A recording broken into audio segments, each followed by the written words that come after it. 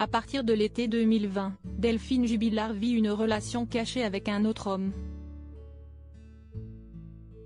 En procédure de divorce, elle espère révéler au grand jour son histoire qui la comble de bonheur, mais en attendant, elle doit la vivre cachée, usant de stratégies pour rester discrète avec son amant.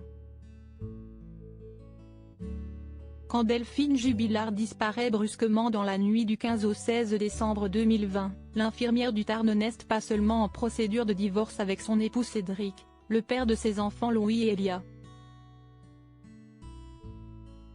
Elle se prépare à écrire un nouveau chapitre de sa vie sentimentale avec un autre homme, rencontré durant l'été qui précède.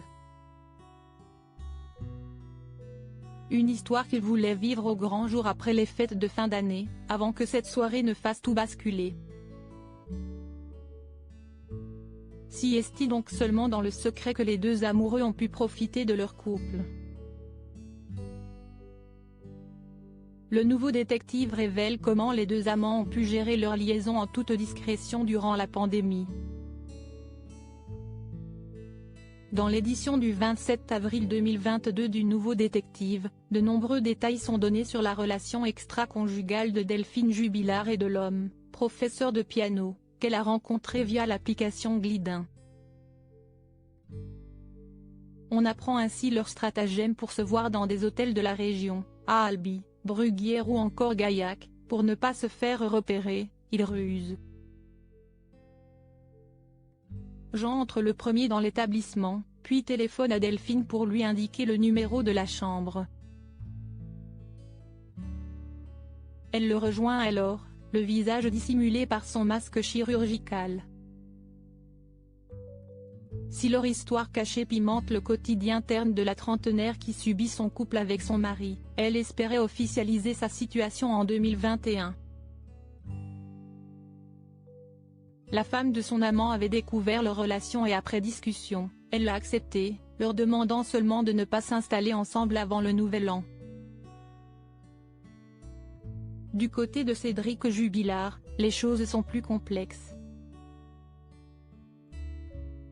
Égocentrique, consommateur de cannabis, dépensant des sommes importantes dans les jeux en ligne, maltraitant avec leurs enfants.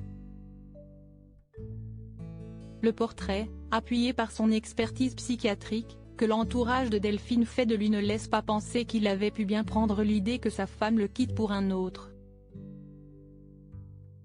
Si est en tout cas la thèse avancée par l'avocat des proches de la jeune femme, Maître Batik, son comportement l'aurait alors conduit à commettre l'irréparable. Il est actuellement incarcéré en détention provisoire dans la maison d'arrêt de Toulouse-Cesse pour homicide par conjoint. Cédric Jubilard reste présumé innocent des faits qui lui sont reprochés jusqu'au jugement définitif de cette affaire.